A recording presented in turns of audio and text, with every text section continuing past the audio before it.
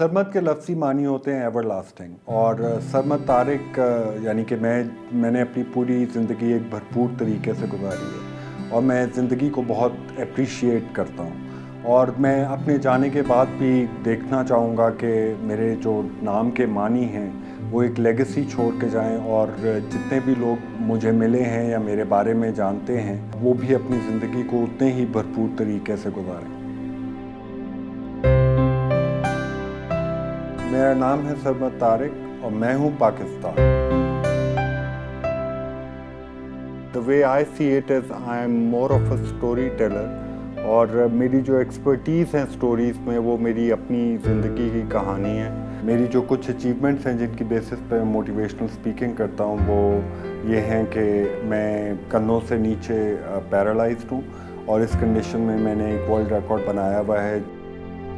Driving की थी मैंने खैबर टू कराची 33 घंटे। उसके बाद मैंने व्हीलचेयर मैराथन्स में पार्टिसिपेट किया और पहला पाकिस्तानी हूँ जो कि न्यूयॉर्क मैराथन पे पाकिस्तान की नुमाइंदगी करके फिनिशर मेडल के साथ वापस आया। 15 years old aspiring to become a boxer और पाकिस्तान की नुमाइंदगी करूँ ओलंपिक्स जैसे प्लेटफॉर्म पे। पर मैट्रिक की छुट्टियों में मैं गया हुआ था अपने कज़न्स के पास गुजरांवाला, तो वहाँ पे हम गुजर रहे थे एक नहर के पास से। मैंने फ़ौरन कमीज़ उतार के सर के बल वहाँ पे छलांग मार दी। जब छलांग मारी तो मेरा सर जो है वो ज़मीन को जाके लगा और तब मुझे अंदाज़ा हुआ जहाँ मैंने छलांग मारी वहाँ पे तकरीबन 2.5 फुट पानी था। तो मेरी गर्दन 3 जगह से टूट गई और उसकी वजह से इंस्टेंटली मैं नेक डाउन गर्दन से नीचे बिल्कुल पैरालाइज हो गया। जब मैंने ये रियलाइज़ किया कि जिस्मानी तौर पे मैं हमेशा किसी न किसी का मोहताज रहूँगा, तो मैंने कुछ स्टैंडर्ड्स अपने लिए सेट किए कि मैंने कोटा नहीं अवेल करना, मैंने किसी की फेवर्स नहीं लेनी, क्योंकि मैं अब फिज़िकली डिपेंडेंट हूँ तो अब मुझे फाइनेंशियली अपने आप को इंडिपेंडेंट करना है। बिकॉज जब आप इस हालत में आ जाते हैं तो आपके मेडिकल एक्सपेंसेस बहुत ज़्यादा बढ़ जाते हैं। हम उसको ये फैसला करने पे मजबूर नहीं कर सकते थे। ये अर्ज जो है उसके अपने अंदर से पैदा हुई और हम जो थे हमने उसको फैसिलिटेट किया था। मेरा टारगेट ये था कि मैं अपने आप को एजुकेशन जितनी हासिल कर सकता हूँ वो करूँ ताकि उसकी बुनियाद पे फिर मैं अपनी नौकरी है या पेशा है वो बना के अपनी फाइनेंशियल इंडिपेंडेंस के गोल की तरफ पहुँचूँ। सबसे बड़ा मसला मैं एडमिशन का था कि कोई नॉर्मल स्कूल इसको as a regular student admission नहीं देता था।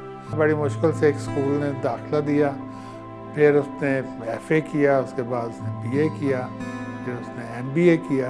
काफ़ी स्ट्रगल के बाद एक ऑयल कंपनी में एज एन इंटर्नशिप काम मिला। उसके बाद वही इंटर्नशिप बढ़ते बढ़ते टीम लीडर और फिर आगे चलती गई। इसी दौरान मेरी अपनी वाइफ ज़हरा से मुलाकात हुई और हम दोनों की शादी हुई। He is very very full of life. जिस चीज़ में अगर सरमद ने बिलीव कर लिया कि मैंने ये करना है तो वो उसके बारे में, हम होता है ना कोई काम है अच्छा ठीक है, तो बहुत ज़्यादा पैशन के साथ उसे फील करता है और फिर उसकी तरफ मूव करता है।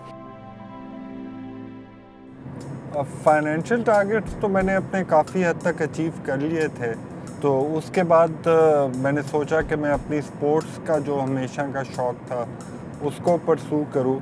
तो ड्राइविंग में काफ़ी अरसे से कर रहा था। एक सिंपल हैंड कंट्रोल किट मैंने बाहर से इंपोर्ट की थी, वो एक ऑटोमेटिक गाड़ी में लगा के मैं गाड़ी चला रहा था, तो उसी से रिलेटेड कुछ करने का सोचा।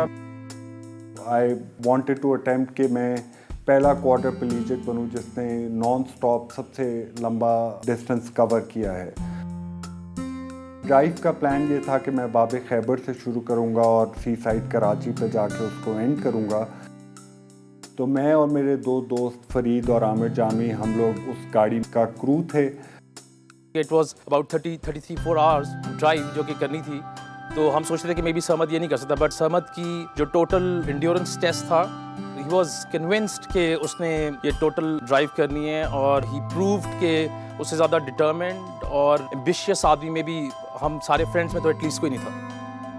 मैं जब सुबह बिस्तरे से उठता हूँ तो मुझे 3 से 4 घंटे लगते हैं तैयार होने में और उठ के बैठ के इस हालत में आने में। कई दफ़ा लोग मुझे पूछते हैं कि क्यों आप इतनी मेहनत करते हैं और क्यों आप इतनी स्ट्रगल में से गुजरते हैं एवरी डे। मैं एक चीज़ पे बड़ा पुख्ता यकीन है, वो ये है कि अगर मैं एक दिन बेड पे गुजार दूँगा तो अगर किसी का टाइम ज़ाया हो रहा है तो वो मेरा हो रहा है और किसी का नहीं हो रहा। मेरे इर्द गिर्द के लोगों की ज़िंदगियाँ चलती रहेंगी और वो लोग आगे बढ़ते रहेंगे और उससे मेरा डिप्रेशन और ज़्यादा मज़ीद बढ़ेगा, ना कि कम होगा। तो मेरी ज़िंदगी की रिस्पॉन्सिबिलिटी मेरे ऊपर है, उसको अच्छा बनाना, बुरा बनाना, वो सब कुछ मेरे हाथ में है। तो उस एफ़र्ट के लिए आपको रोज़ बिस्तर से निकलना पड़ता है और अपने आप को पुश करना पड़ता है।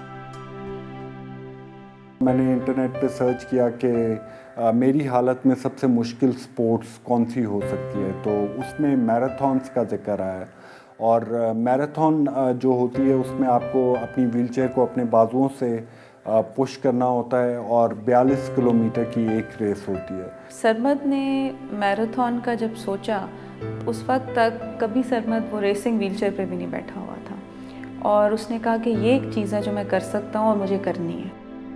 बड़ी देर प्रैक्टिस, जितनी कोशिश कर सकता था, जितनी हेल्थ अलाउ करती थी। मेरी खुशकिस्मती के 2005 में लाहौर मैराथन पहली हुई। मेरा रेस मुकम्मल करने का टाइम जो था वो 3.5 घंटे था। जब पहला लैप ख़त्म हुआ तो 3.5 घंटे गुजर चुके थे। कुछ देर के लिए ख्याल आया कि नहीं यार, अभी मुड़ जाते हैं, अभी टाइम भी पूरा नहीं हुआ।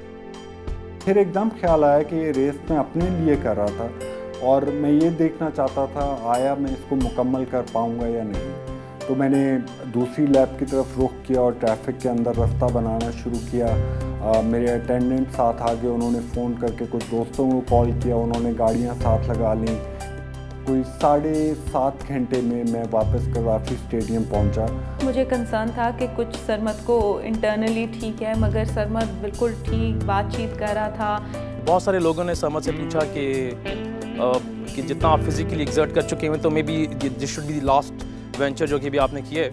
और आई रिमेंबर एक बहुत छोटी सी स्माइल जो कि मे बी बहुत सारे लोग समझ ना सकते हों, बट फ्रेंड्स समझते थे कि ये कुछ और भी करेगा इसके बाद।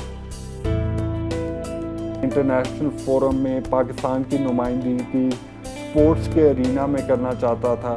It was a challenge to raise funds और इस तरह की चीज़ें कंप्लीट करते करते, but eventually I was able to go to न्यूयॉर्क और वहाँ पे I was the first ever Pakistani wheelchair bound athlete to go and participate and come back with a finisher's medal. ये तमाम चीज़ें मिला के जब मैं लोगों से बात करता हूँ और डिफरेंट इदारों में जाता हूँ तो मोटिवेशन ऑटोमेटिकली उसका एक एलिमेंट बन जाती है। और मेरे लिए जो उसमें सबसे बड़ा इंसेंटिव जो मुझे उसके बाद नज़र आना शुरू हो गया वो ये था कि समहाउ दी अदर जो भी हरकतें मैंने सही या गलत, वो किसी तरह कंट्रीब्यूट कर रहा है किसी और की ज़िंदगी में। हमें तो छोटा सा भी मसला हो हम इतनी कंप्लेन करते हैं, मगर सरमद को मैंने बहुत कम देखा है कि वो कंप्लेन करता है। वो उसकी प्रैक्टिकल चीज़ों की तरफ जाता है कि अच्छा जो मैं कर सकता हूँ। ख़ास तौर पे मेरा मेजॉरिटी काम जो आजकल मैं कर रहा हूँ वो यूथ के साथ है। जब आप यूथ के साथ ऐसा काम करते हैं और आपको उसका एक पॉजिटिव रिस्पांस मिलता है और आप फिर अगर उन बच्चों के साथ कोचिंग जारी रखें और आपको इवेंचुअल रिजल्ट्स नज़र आते हैं तो it is very fulfilling. Sarmad का जो एटीट्यूड है टुवर्ड्स लाइफ, उससे हम ये सीख सकते हैं कि जब हमारे पास बहुत सारी लिमिटेशंस हो तो हमने तब भी किस तरह गुजारा करना है। हमारे पास लिमिटेशंस हो तो हमें ग्रजेस के बगैर कैसे ज़िंदगी गुजारनी है। मैं एक चीज़ गारंटी से कह सकता हूँ, अगर आप अपनी वीकनेसेस को अपनी स्ट्रेंथ्स में कन्वर्ट करना सीख लें then sky is the limit और आप वो कुछ अचीव कर सकते हैं जो कि आपने कभी सोचा भी नहीं होगा कि पॉसिबल है। Over a period of time मैं भी ये सोचता हूँ कि इसका फ्रेंड कम और फॉलोअर ज़्यादा हो गया। वो चीज़ें ऐसे कर लेता है कि वो वाकई लगता है कि कोई चीज़ जो है वो इम्पॉसिबल नहीं है उसके। Keep it up. We are all proud of you.